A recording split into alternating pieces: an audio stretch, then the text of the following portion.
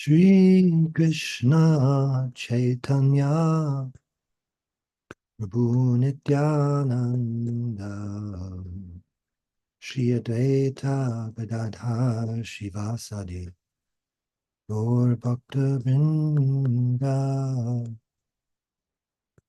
Shri Krishna Chaitanya Prabhu Nityananda Shri Advaita Gadadhar Shivasadi Gaur Bhakta Vrinda Hare Krishna, Krishna Krishna, Hare Hare, Hare Rama, Hare Rama, Rama Rama, Hare Hare, Hare Krishna, Krishna Krishna, Hare Hare, Hare Rama, Hare Rama, Rama Rama, Hare Hare. Hare Krishna, Krishna Krishna, Hare Hare, Hare Rama, Hare Rama, Rama Rama, Hare Hare, Hare Krishna, Krishna Krishna, Hare Hare, Hare Rama, Hare Rama, Rama Rama, Hare Hare, Hare Krishna, Krishna Krishna, Hare Hare, Hare Rama, Hare Rama, Rama Rama, Hare Hare, Hare Krishna, Krishna Krishna, Hare Hare, Hare Rama, Hare Rama, Rama Rama, Hare Hare, Hare Krishna, Krishna Krishna, Hare Hare, Hare Rama, Hare Rama, Rama Rama, Hare Hare, Hare Krishna, Krishna Krishna, Hare Hare, Hare Rama, Hare Rama, Rama Rama, Hare Hare, Hare Krishna, Krishna Krishna, Hare Hare, Hare Rama, Hare Rama, Rama Rama, Hare Hare. Jai Om Vishnupad Paramahansa Paribrajacharya Ashtottara Satya Sri Srimad A.C. Bhaktivedanta Swami Srila Prabhupada Ki Jai Anantakoti Vaishnava Vrinda Ki Jai Namacharya Haridas Thakur Ki Jai Prem Se Kaho Shri Krishna Chaitanya Prabhu Nityananda Shri Advaita Gadadhar Shivasadi Gaur Bhaktivinoda Ki Jai Shri Shri Radha Krishna Gopa Gopinath Shyamakund Radhakund Giri Govardhan Ki Jai Vrindavan Dham Ki Jai Navadvip Dham Ki Jai Ganga Mayi Ki Jai Jamuna Mayi Ki Jai Bhakti Devi Ki Jai Tulsi Devi Ki Jai Samaveta Bhaktivinoda Ki Jai. All glories to the assembled devotees. All glories to the assembled devotees. All glories to the assembled devotees. Gaur Premanande, Hari Hari Bol. Welcome to all for Srimad Bhagavatam class with His Holiness Jayadvaita Swami. It is Wednesday, January 3rd, 2023 in New York. And tonight we're reading in third canto, chapter 27, starting with text number 5. Kapila Dev is speaking to his mother Devahuti. Om Namo Bhagavate Vasudevaya. Om Namo Bhagavate Vasudevaya. Om Namo Bhagavate Vasudevaya.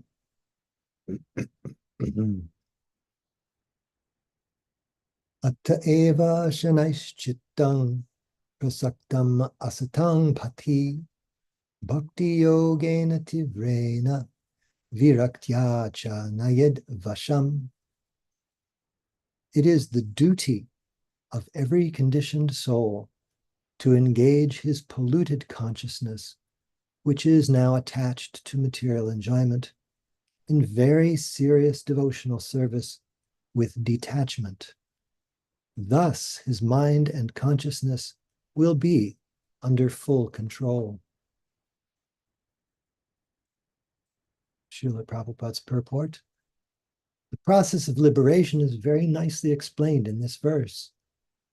The cause of one's becoming conditioned by material nature is his thinking himself the enjoyer, the proprietor, or the friend of all living entities. This false thinking is a result of contemplation on sense enjoyment.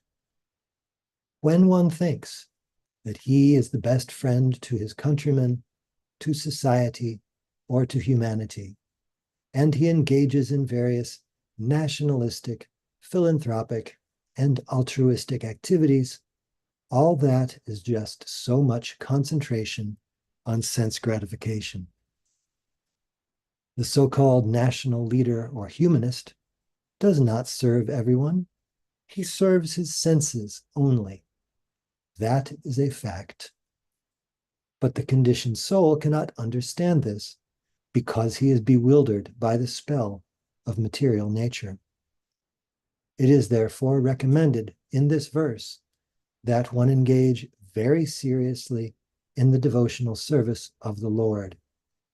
This means that one should not think that he is the proprietor, benefactor, friend, or enjoyer. He should always be cognizant that the real enjoyer is Krishna, the Supreme Personality of Godhead. That is the basic principle of Bhakti Yoga. One must be firmly convinced of these three principles. One should always think that Krishna is the proprietor, Krishna is the enjoyer, and Krishna is the friend. Not only should he understand these principles himself, but he should try to convince others and propagate Krishna consciousness. As soon as one engages in such serious devotional service of the Lord, naturally the propensity to falsely claim lordship over material nature disappears. That detachment is called vairagya. Instead of being absorbed in so-called material lordship, one engages in Krishna consciousness. That is control of consciousness. The yoga process necessitates controlling the senses. Yoga Indriya Samyamaha. Since the senses are always active, their activities should be engaged in devotional service. One cannot stop their activities. If one wants to artificially stop the activities of the senses, his attempt will be a failure. Even the great yogi Vishvamitra, who was trying to control his senses by the yoga process, fell victim to the beauty of Menaka. There are many such instances. Unless one's mind and consciousness are fully engaged in devotional service, there is always the opportunity for the mind to become occupied with desires for sense gratification. One particular point mentioned in this verse is very significant.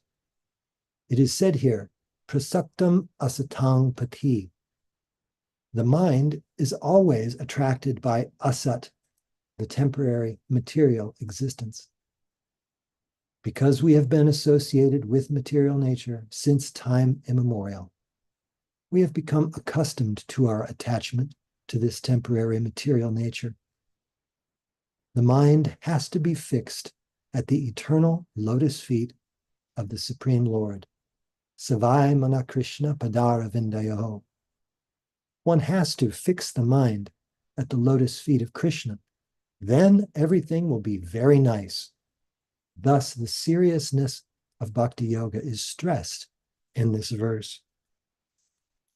Om Jnana Timirandhasya Jnananjana Shalakaya Chakshurun Militam Jena Tasmai Shri Gurave Namaha Shri Chaitanya Manobhistam Stapitam Jena Bhutale Svayam Rupa Kada Mahyam Dadati Svapadantikam Bandehang Shri Guru Shri Yuta Padakamalang Shri Gurun Vaishnavangscha Shri Rupam Sagrajatam Sahagana Raghunathan Vitang Tang Sajivam Sadvaitam Savadhutam Parijana Sahitam Krishna Chaitanya Devam Shri Radha Krishna Padan Sahagana Lalita Shri Vishakam Vitangscha He Krishna Karuna Sindho Dina Bandho Jagatpate Gopesha Gopika Kanta Radha Kanta Namostute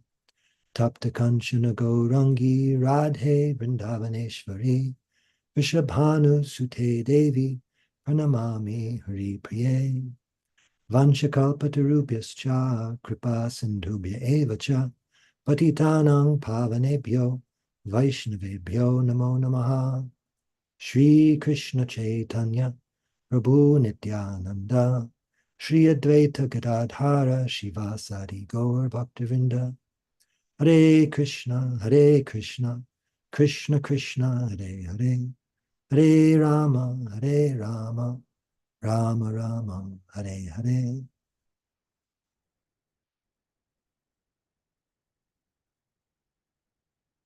Ata eva shanaischitang prasaktam asatang pati bhakti yogena tivrena viraktya cha nayed vasham.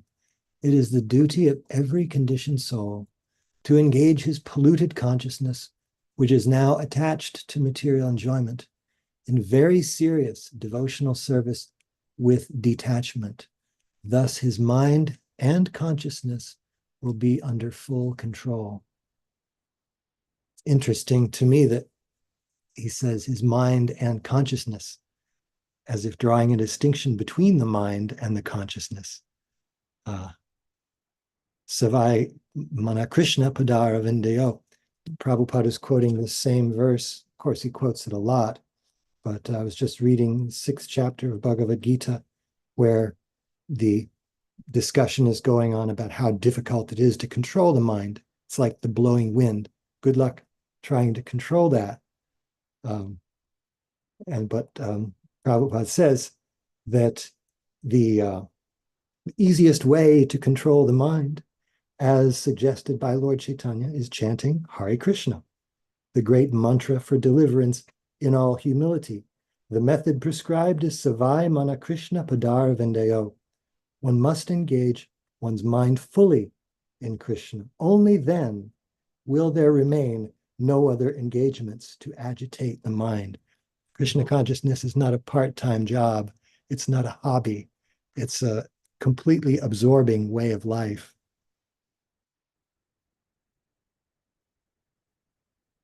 The verse we're under discussion today, text number 5 here, has some great similarities to Akama Sarva Kamava Moksha Kama Udarati Tivrena Bhakti Yogena Yajeta Purusham Param. No matter where you're coming from in your scale of desires, whether you have none, all, or desire liberation, the same Tivrena, the intense engagement and devotional service has to be there for any success. Otherwise, the mind is going to be blown about by the senses, the material objects. We were reading last time about the same point. What does he say in the previous verse? The idea is that, like in a dream, the mind is not controlled in a dream. It goes this way and that, according to the waves of the gunas, and the mind has its own way of being, but has to be brought under control. constantly under control. I was hearing a class once by His Holiness Bhakti Charu Maharaj. He was saying how it's natural for the conditioned soul, because the conditioned soul is spiritual. It's therefore natural for the jiva to look at the objects of the senses and become attracted to them. Because on the one hand, the objects of the senses are Krishna's material nature. So in that sense, they're inferior to the jiva. So the jiva thinks, something to enjoy, something for me. But in another sense, the jiva is subordinate to material nature so long as he's thinking in that way.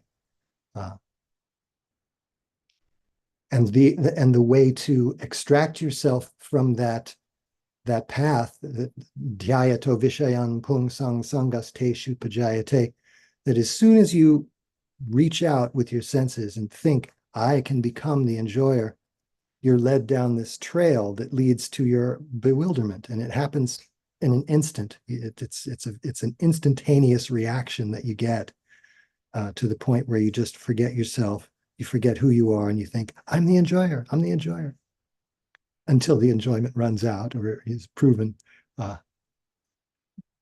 terribly, you get the painful flip side of the enjoyment.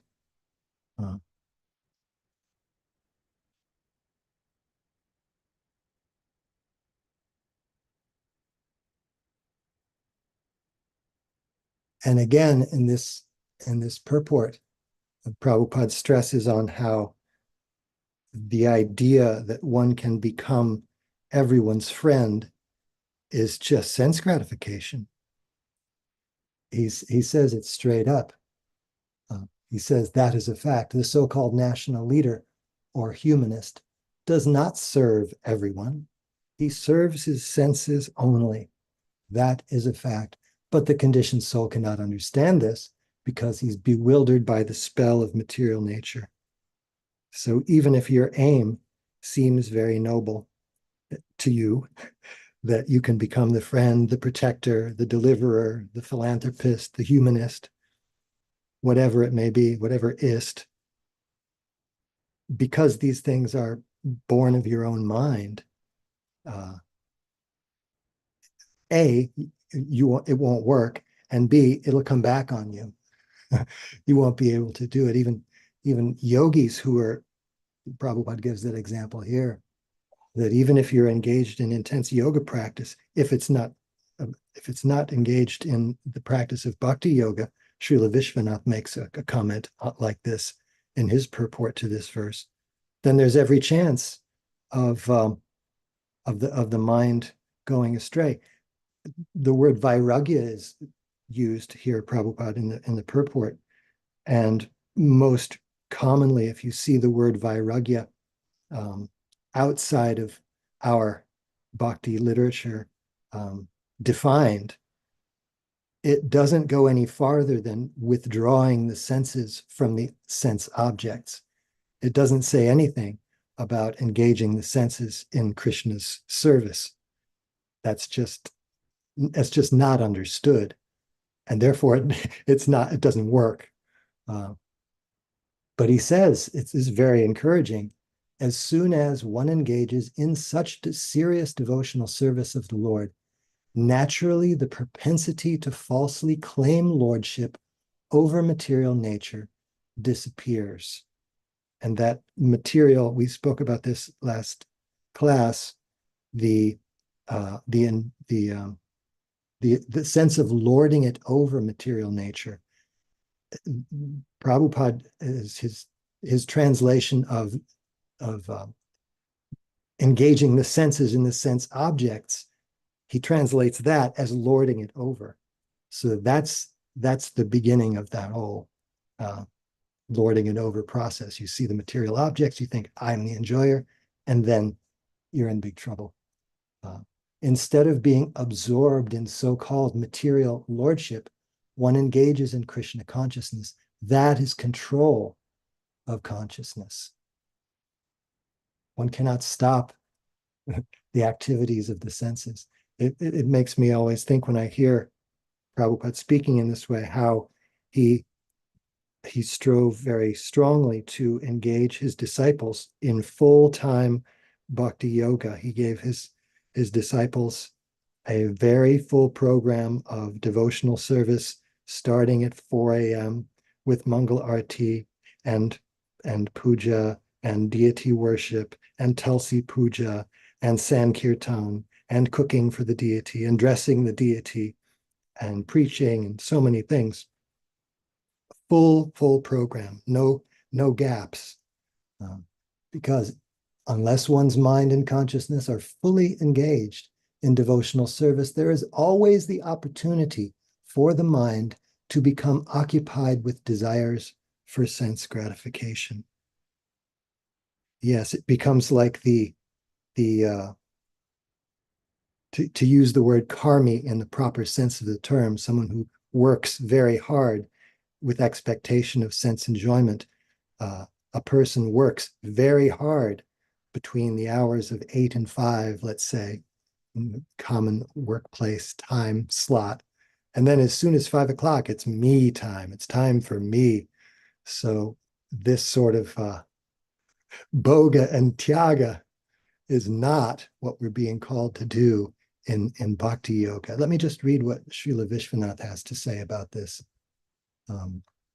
He says about this verse, first of all, his translation is slightly different. He says, therefore, gradually, there's the word shanai, gradually, step by step, one should bring under control the mind attached to the path of material objects by strong bhakti and yoga, accompanied by disgust for material life. That's the viraktya. And he says, since meditation on objects is the cause of action, the mind must be controlled. That is stated in this verse. Bhakti yoga is a dvandva compound, meaning bhakti and yoga. By strong bhakti and yoga, one should bring the mind under control.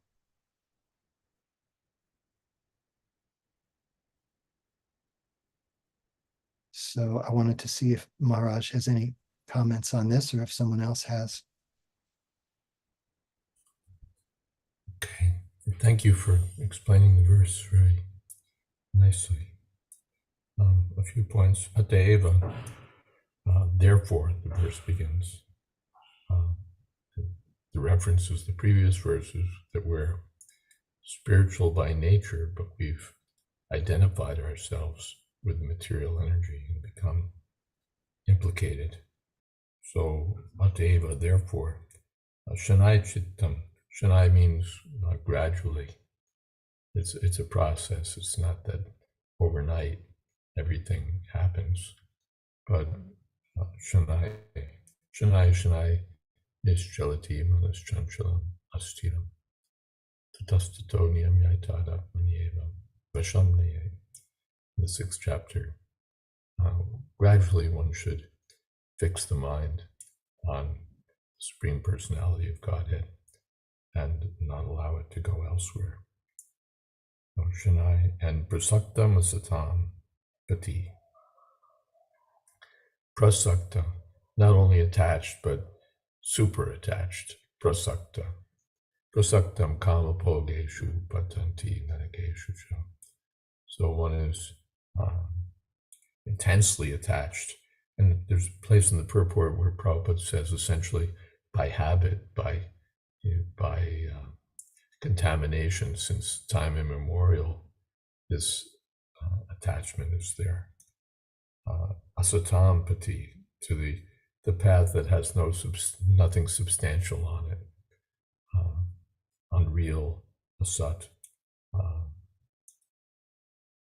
And Prabhupada just translates it, material enjoyments, the path of material enjoyments. That's the asat pati. Bhakti yogena tivrena viraktya. All of these points Kendra Prabhu has covered.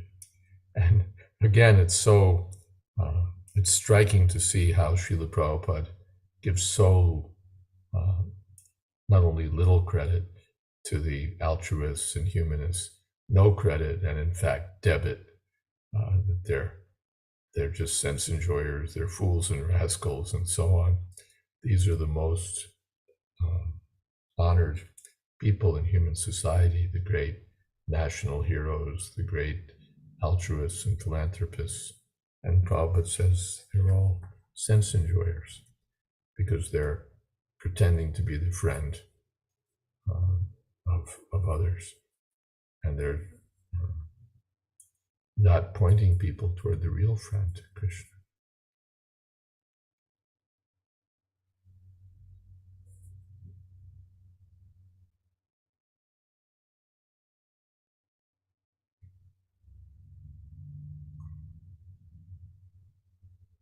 That's it from my side. Maharaj, I was thinking that in the verse, Prabhupada translate this, he says polluted consciousness. Chittam prasaktam, attached consciousness.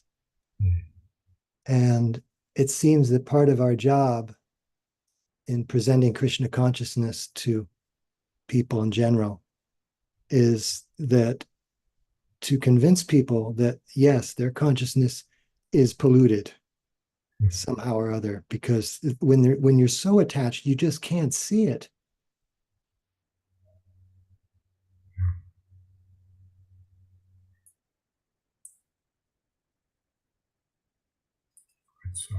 You're under the spell, as he says. We have to break that spell somehow or other. Like when I hear Sariputta Prabhu speaking about how his take on how to present our philosophy to those who are steeped in the empiric tradition, he says the first thing, or one of the very first things needed in one of the goals of the Bhaktivedanta Institute, was to show the limitations of the empiric method, to show that there are limitations to what you can know, what you can experience, what there is. You have to, first of all, destroy people's faith in what they mistakenly have placed it in before you can proceed a lot of the time, which is a big job.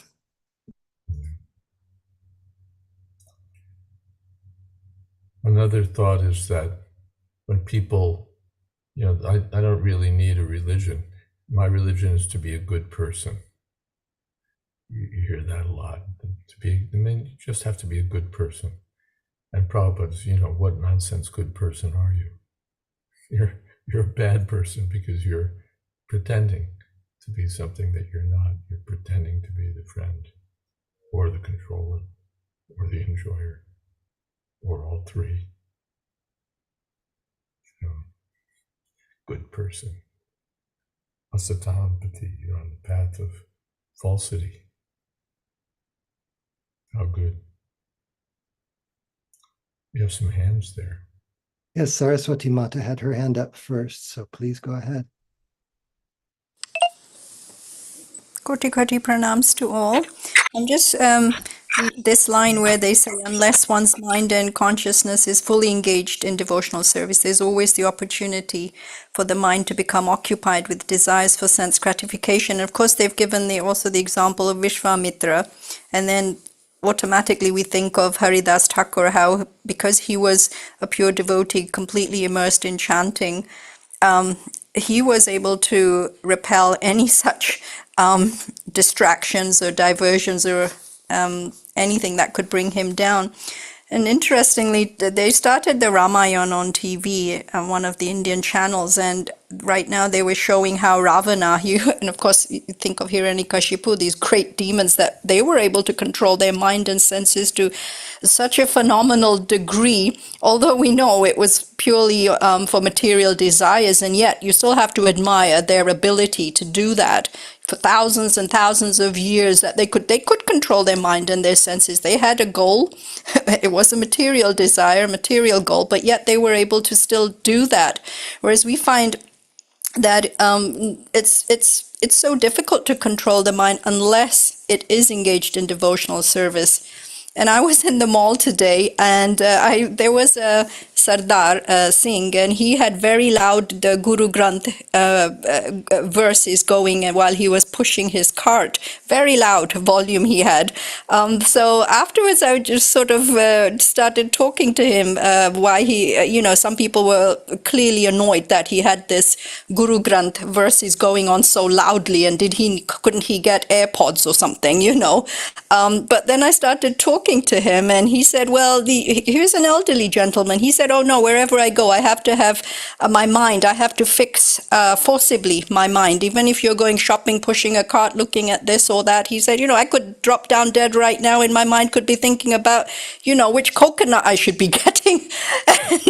and he said, I'm perfectly aware people are giving me these looks of irritation and annoyance. But he said, if I could put up with their nonsense and their mindless chitter and chatter that I tried to block out, by having this volume full loud, he said, I'm actually doing a service to them, because even if one word, guru, even if one word can come into their ears, they're being benefited. So he said, I'm going to carry on doing this. I thought that was such a good conversation I had with him, because he was completely right. You could drop down dead any second, and you'd be thinking about this or that or anything else other than Krishna. Hare Krishna. Jai, thank you so much for that. Before we get to Murari Gupta Prabhu's question, Doug and Shara have a hand up. Please go ahead. Hare Krishna. Can you hear me okay? Totally okay. Okay. Apologies if this is kind of a trivial question, but intuitively I can understand how a mind could be polluted. Is consciousness being polluted in the sense that you're choosing to pay attention to things that are polluting to the consciousness? Is that the idea? Maharaj, would you like to field that? By material contact, in the previous verse, ahankara, in the Bhagavad Gita, it's ahankara vimudhatma, similar in the Bhagavatam verse, that consciousness is pure by nature, but when we identify with matter, consciousness becomes impure. That's the beginning point of polluted consciousness. It's actually the beginning point is as soon as I turn away from Krishna, anadi bahir mukti bhogavansha kore. I turn away from Krishna and I want to enjoy on my own. That's polluted consciousness. And as soon as you get that, you get all the rest of it, that our mind is dwelling on this or that. What is that?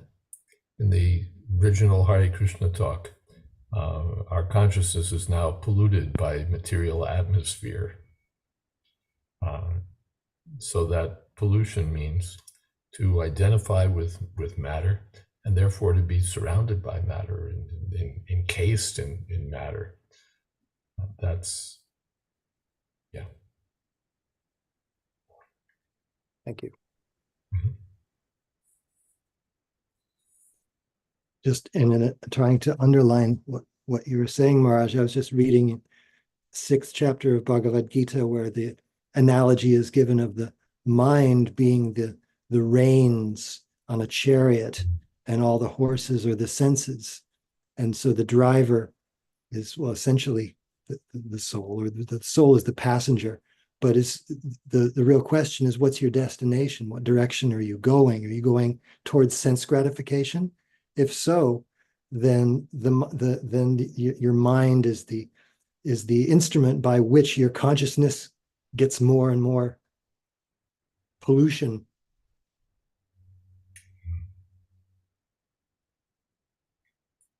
We have to uplift our consciousness and not degrade it. So by the mind, we have to free ourselves from this. Mind and intelligence, free ourselves from this material, false asatampati, the path of falsity. Ravindra Sri Prabhu likes to bring up the point that it's really good news that we are not these bodies. And it's even better news that we are not these minds. It's a further step in realization, but boy, is that good news.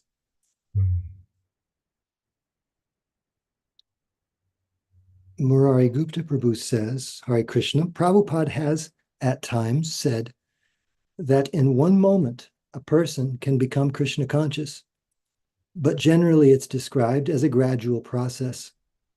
So what are the important factors that determine how gradually and how quickly it will happen? For example, if it's like a plant growing, how can it happen very quickly? We heard that Chaitanya Mahaprabhu planted a mango in the ground and boom, it became a full tree with mango fruits and so on. So by the mercy of Chaitanya Mahaprabhu, something that would take millions of births or lifetimes can happen very quickly.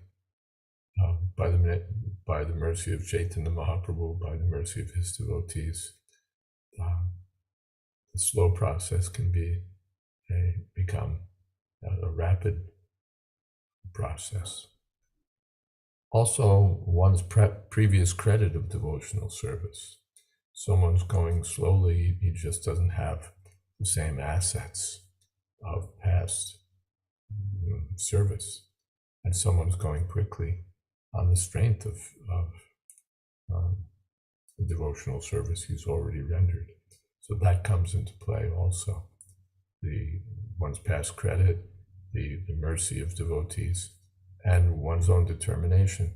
Arguably, that's also connected to one's past credit and to the association of devotees. But it's not just that we're passive. We wait for our past credit and the mercy of devotees to kick in. And meanwhile, we just sort of float along. But Vrena, very seriously, we have to do something. We have to engage in devotional service. That also helps make one quickly advanced.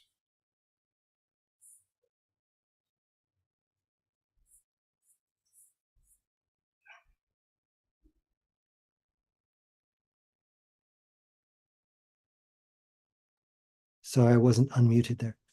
Saraswati Mataji's comment reminds me of a story Kadambakanana Maharaj would tell us about an Indian man who had a shop selling truck parts. But his shop was special. He had pictures of Krishna everywhere, all over the walls, ceiling, door, doorknob, table. Even his watch and pen had pictures of Krishna. He kept adding more and more. And when Maharaj asked him why, he said, "In case I forget."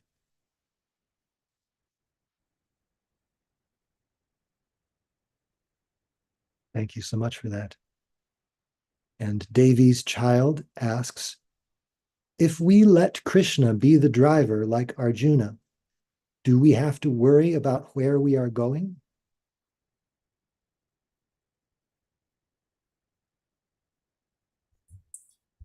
No.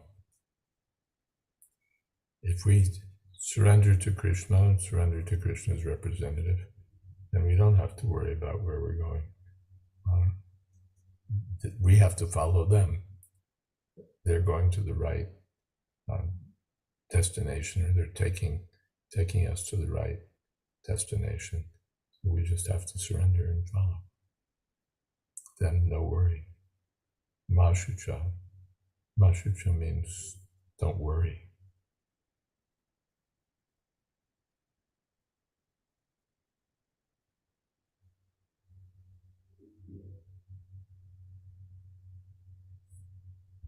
Another point we could add to Prabhupada's statements on philanthropy in today's purport.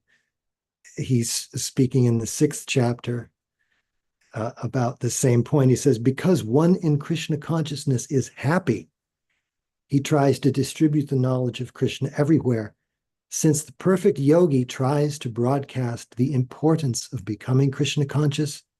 He is the best philanthropist in the world, and he is the dearest servitor of the Lord. Nacha tasman manusyeshu kaschin me priyakritama.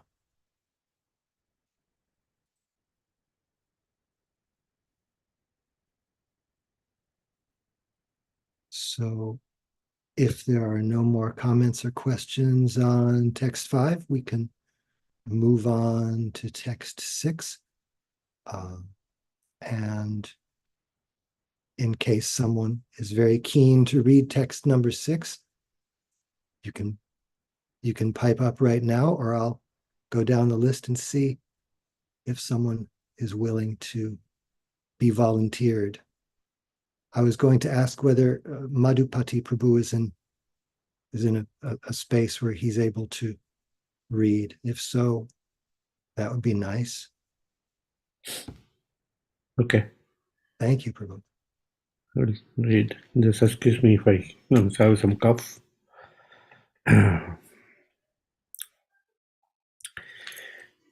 Yamadibiyogapanthai abhyasan sadyanvita mai bhavena satyena matkatha shamanena cha.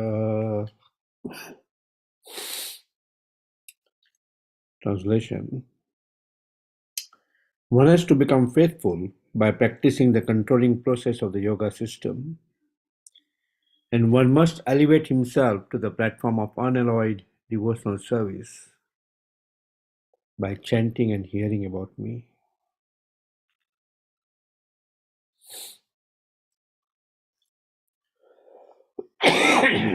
Yoga is practiced in 8 different stages: yam, niyam, asana, pranayam, pratyahar, dharana, dhyana, and samadhi.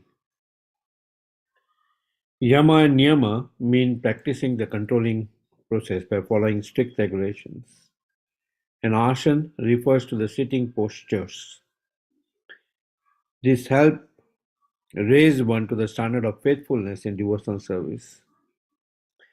The practice of yoga by physical exercise is not the ultimate goal. The real end is to concentrate and to control the mind and train oneself to be situated in faithful devotional service. Bhavana or bhava is a very important factor in the practice of yoga or in any spiritual process. Bhava is explained in Bhagavad Gita 10.8.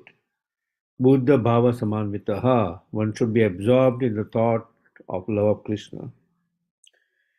When one knows that Krishna, the Supreme Personality of Godhead, is the source of everything, and that everything emanates from him, aham sarvasya prabhava, then one understands the Vedanta aphorism, janmadi asya yataha, the original source of everything. And then he can become absorbed in bhava, or the preliminary stage of love of Godhead. Rupa Goswami explains very nicely in Bhakti Rasamrita Sindhu how this bhava, or preliminary stage of love of God, is achieved. He states that one first of all has to become faithful, sadhyanvitaha. Faith is attained by controlling the senses, either by yoga practice, following the rules and regulations, and practicing the sitting postures, or by engaging directly in bhakti yoga, as recommended in the previous verse. Of the 9 different items of bhakti yoga, the first and foremost is to chant and hear about the Lord. That is also mentioned here, mat katha shamanena cha. One may come to the standard of faithfulness by following the rules and regulations of the yoga system. And the same goal can be achieved simply by chanting and hearing about the transcendental activities of the Lord. The word cha is significant. Bhakti yoga is direct and the other process is indirect. But even if the indirect process is taken, there is no success unless one comes fully to the direct process of hearing and chanting the glories of the Lord. Therefore, the word Satyena is used here. In this connection, Swami Sridhara comments that Satyena means Nishka Patena, without duplicity. The impersonalists are full of duplicity. Sometimes they pretend to execute devotional service, but their ultimate idea is to become one with the Supreme. This is duplicity, kapata. The Bhagavatam does not allow this duplicity. In the beginning of Srimad Bhagavatam, it is clearly stated, Paramo Nirmatsaranam. This treatise, Srimad Bhagavatam, is meant for those who are completely free from envy. The same point is again stressed here. Unless one is completely faithful to the Supreme Personality of Godhead and engages himself in the process of hearing and chanting the glories of the Lord, there is no possibility for liberation. Yeah. Yeah.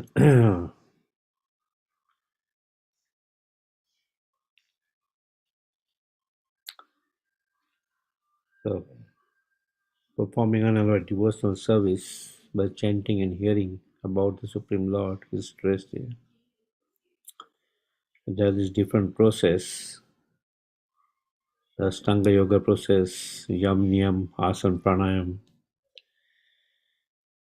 which even in the 6th chapter conversation between Lord Krishna and Arjuna, Arjuna is mentioning that I can control the wind, but it's very difficult to control the mind.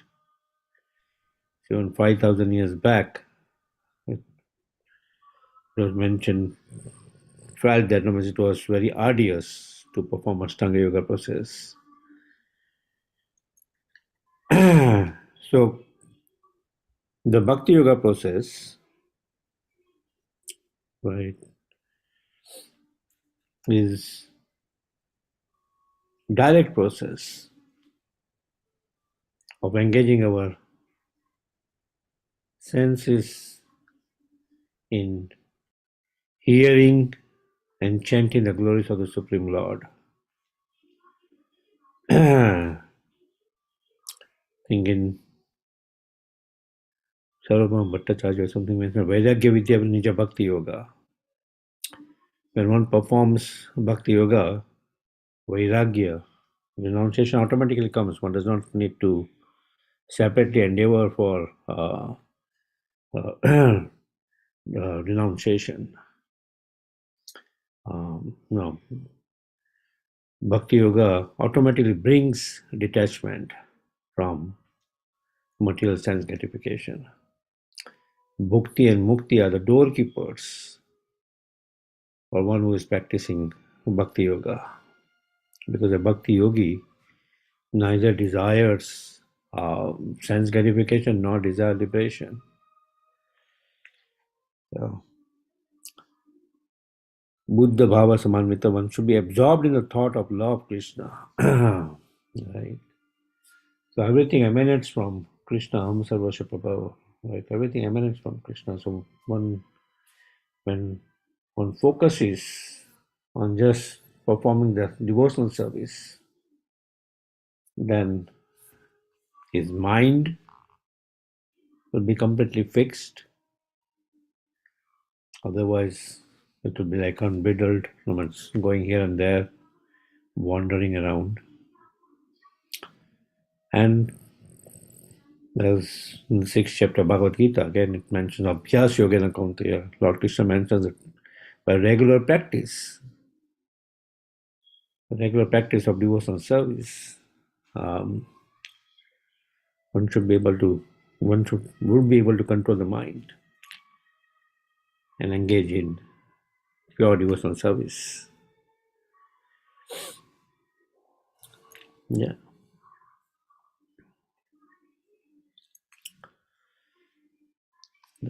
That's what I had. Okay. Thank you so much, Madhupati Prabhu. Thank you. Jai.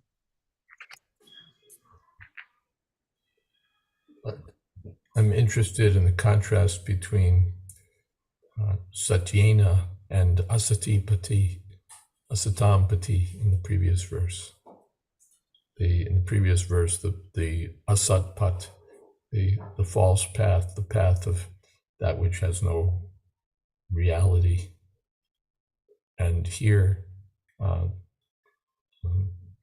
satyena, by the true path, or the path of unalloyed devotional service, unduplicitous. That's a kind of falsity where we claim to be the friend of all living entities, or what have you. Then it's false. But here's the reality. And Vishwanath has a comment on that. One should think of the Lord as real, satyena. The Lord is not something false. This misconception is based on the perception that Brahma becomes variegated with forms by illusion only, and the form of the Lord is included in that illusion. The Jnani cannot attain liberation by the offensive mentality of thinking that knowledge and bliss are different from the form of the Lord. And then he offers various quotations that support his position there. So this, Prabhupada sings that song, Nitai Charuna Satya. One should understand that the lotus feet of Lord Nityananda are real. So, in contrast to so many people who talk about mythology, or who treat Krishna's pastimes or Krishna's form as just a projection of the impersonal truth, Prabhupada's presenting, no, Krishna's form is factual, his name, his activities, everything. Not that we have to approach the unborn, beginningless something or other within Krishna. That Krishna is factual. And devotional service, therefore, is factual. We should be factually engaged in unalloyed service.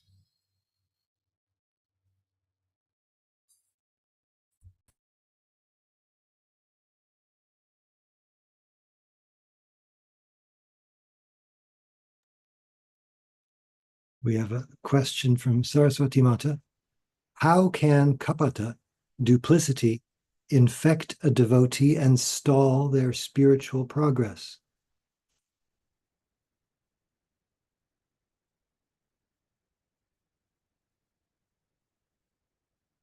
Lots of different ways. One wants to become important. One wants to be the friend. One wants to be learned. One wants to be a great kirtaniya. One wants to be the center of attention.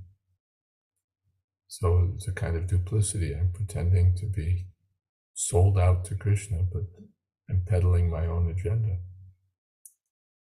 That can stall our spiritual progress. If one is duplicitous with the spiritual master, with that, we approach the spiritual master professing to want to surrender, but really we have our own agenda. We want sense gratification, and we want the spiritual master to be an agent for our sense gratification. That kind of duplicity.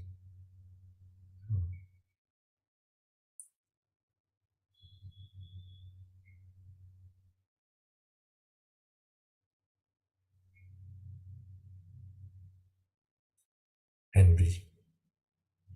Prabhupada links duplicity and envy. Matsura. Envious of Krishna, envious of the spiritual master, envious of other devotees. That envy will hold us back.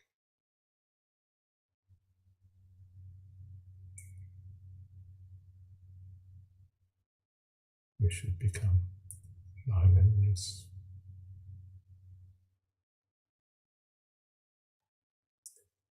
What is that?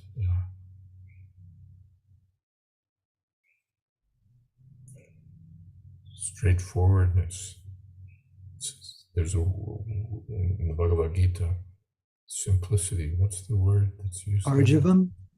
Arjavam, yes. Thank you. Arjavam. Simplicity doesn't mean simple living and high thinking. Simplicity means not duplicitous.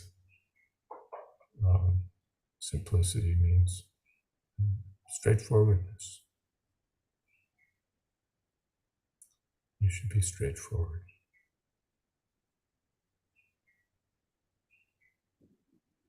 Yeah, how can we become aware of it? It can be subtle.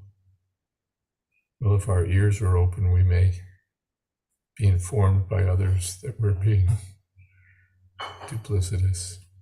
The spiritual master may, really, as they say, sock it to us, may really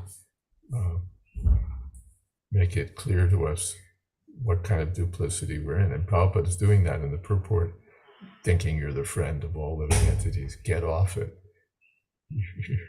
You're a philanthropist. Of course, devotees are not supposed to be on that platform of illusion. But we see that sometimes the devotees also, they think that we're feeding hungry people, so we're the best friends of everyone. And that subtle kind of illusion comes in. Or whatever service I'm doing, if I start to think I'm very important because I'm this, I'm that. So we have to be, what's the word, self-critical. Someplace Chanakya says, what's the use of a mirror for a blind man? So we have to be self-critical and willing to hear, especially from advanced devotees. And as we were hearing earlier, the Prabhupada gave us a program of full engagement, starting from early in the morning, going up to the evening. So these are all purifying activities. Ideally, we shouldn't even have to become aware of duplicity because it shouldn't be there. The mind should be always absorbed in thinking of Krishna, and duplicity won't be there. But we know these things in the Gundicha Marjana. Chaitanya Mahaprabhu has them bring in the piles of dirt and then go after the more subtle dirt. So we have to be, what's the word, vigilant. Keep our eyes open. Always on guard. Time. We have reached the end of our session.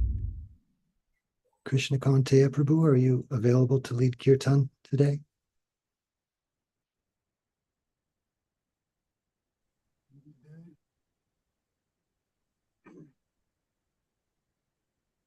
Hare Krishna, Krishna Krishna, Hare Hare, Hare Rama, Rama Rama, Hare Hare.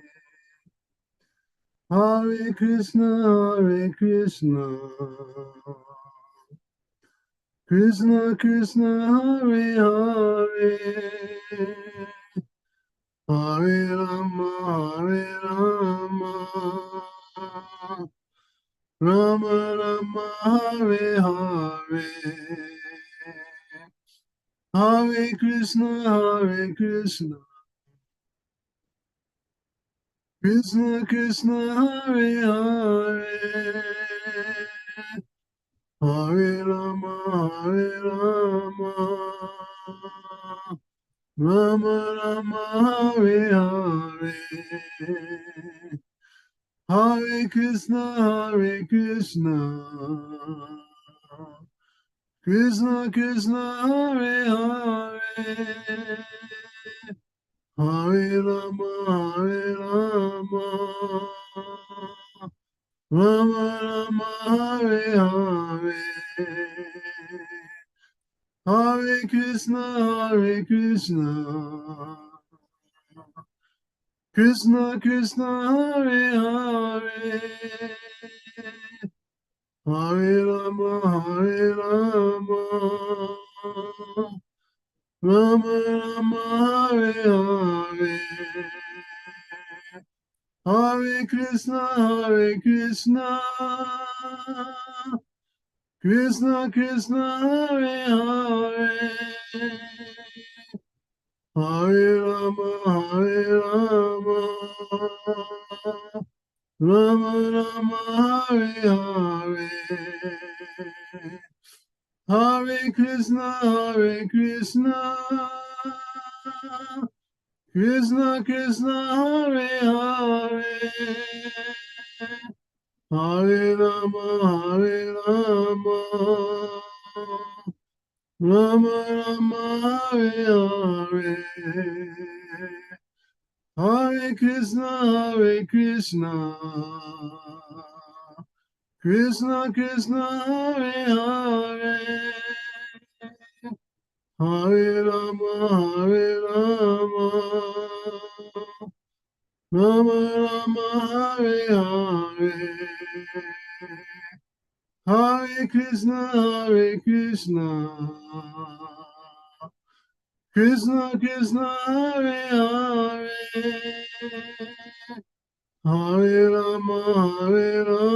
Krishna Krishna,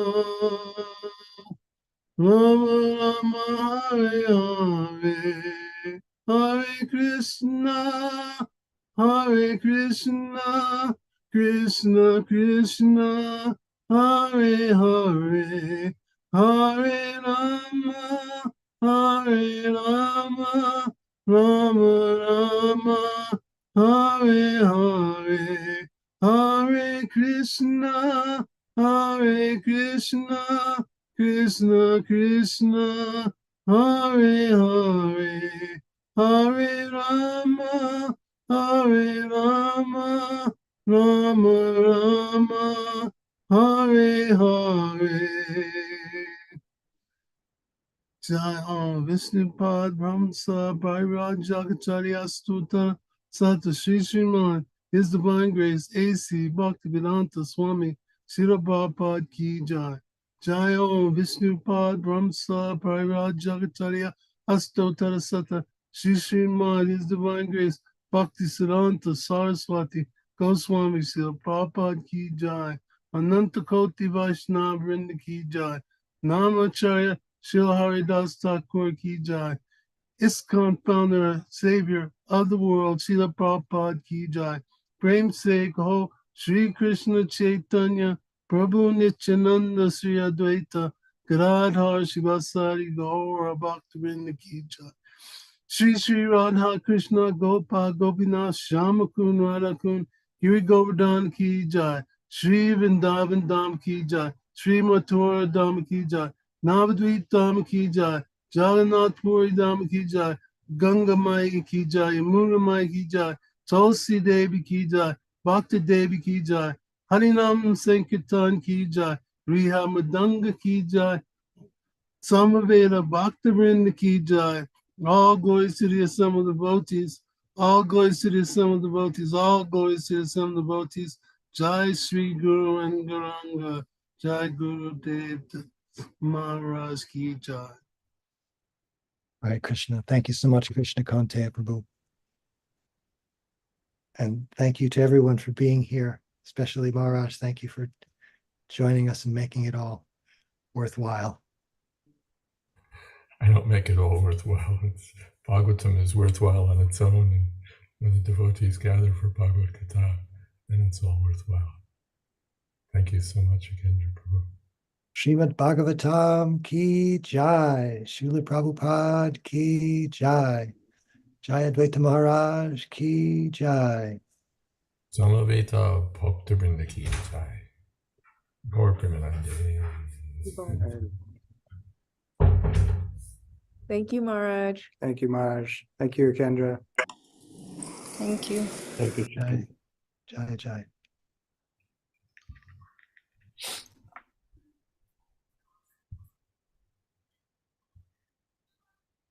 Hare Krishna. Hope to see you all tomorrow, if not sooner. Hare Krishna.